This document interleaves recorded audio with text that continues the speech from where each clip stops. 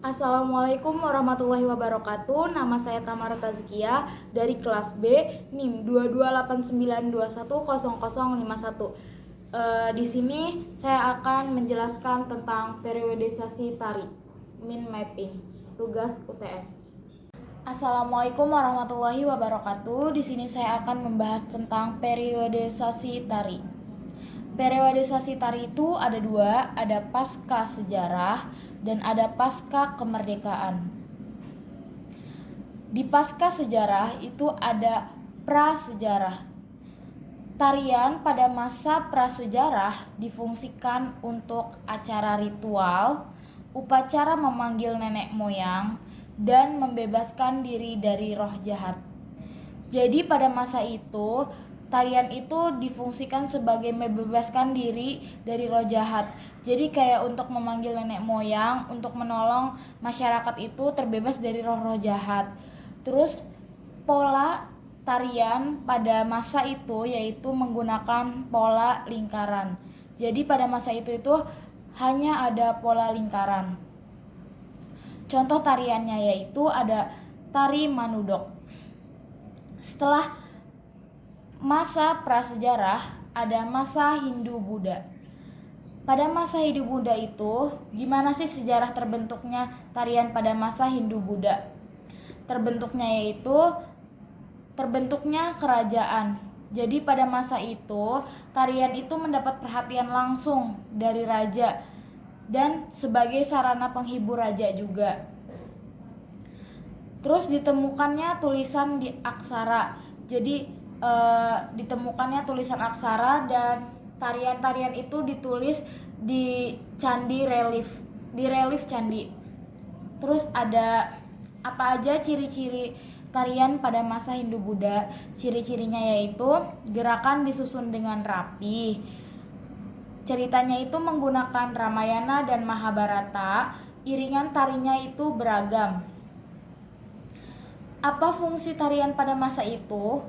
Fungsinya itu ada sebagai hiburan raja dan untuk kegiatan sakral. Nah, karena pada masa itu tarian itu kayak mendapat perhatian langsung dari raja, jadi raja itu menggunakan tarian itu sebagai sarana hiburan pada masa itu. Contohnya ada kayak Bedoyo Ketawang. Tapi Bedoyo Ketawang ini lebih ke sebagai sarana kegiatan sakral di kerajaan gitu. Dan hanya orang-orang tertentu saja yang bisa menarikannya. Dan kayak ada aturan-aturan di dalam tariannya. Terus selanjutnya yaitu ada masa Islam.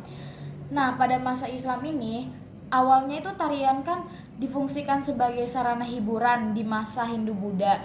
Tetapi pada masa Islam tarian itu difungsikan sebagai sarana dakwah oleh para wali. Jadi pada masa itu para wali itu memfungsikan tarian itu sebagai sarana dakwah karena pada masa Islam ini para wali itu sarana dakwahnya itu menggunakan kesenian. Jadi salah satunya itu kesenian tari. Ada ciri-cirinya apa saja sih pada masa Islam ini? Ciri-cirinya yaitu alat musiknya itu terbuat dari hewan. Contohnya itu kayak rebana, gambus, dan kendang. Gerakannya itu mengandung unsur dakwah. Jadi gerakannya itu mengandung unsur dakwah, tidak erogan, hanya menunjukkan gemulai dan keindahan saja. Nah, terus busananya pun tertutup. Pada masa Islam itu yang tadinya pada masa Hindu-Buddha pakaian-pakaian yang digunakan oleh penari itu terbuka, tetapi pada masa Islam itu busananya tuh tertutup. Jadi tidak terbuka gitu, kayak perempuannya pun menggunakan busana yang kayak lengan panjang gitu. Laki-lakinya pun menggunakan celana yang menutupi lutut. Terus selanjutnya ada masa pasca kemerdekaan. Di masa pasca kemerdekaan ini ada masa kemerdekaan. Di masa kemerdekaan ini tari keraton bukan lagi milik istana raja. Jadi pada masa itu tuh keraton tuh bukan lagi tarian keraton tuh bukan lagi milik istana, tetapi kayak semua masyarakat itu bisa menarikannya. Terus karena bukan milik istana saja, terbentuklah organisasi di luar tembok keraton yang dipaksai oleh para pangeran dan abdi dalam. Jadi karena tarian itu bukan lagi milik istana, jadi para abdi dalam dan pangeran itu membuat sebuah organisasi tari yang bisa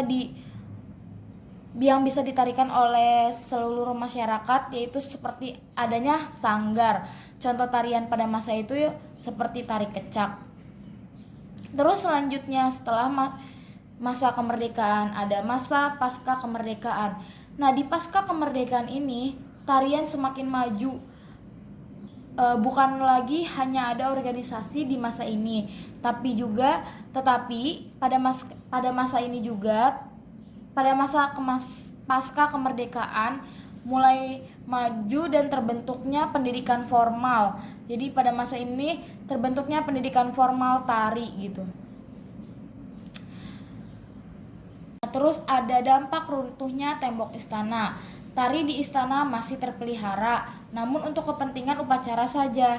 Hanya untuk kepentingan upacara istana saja, seperti penyambutan tamu raja, perkawinan putri raja, penobatan jumenengan. Terus pada zaman penjajahan juga mengalami kemunduran nih si tari ini.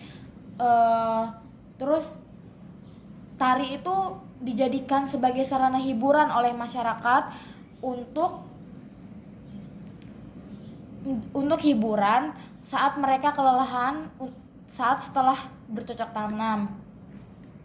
Jadi mungkin itu saja yang bisa saya sampaikan tentang periodisasi tari pasca sejarah dan pasca kemerdekaan. Kurang lebihnya saya mohon maaf. Wassalamualaikum warahmatullahi wabarakatuh.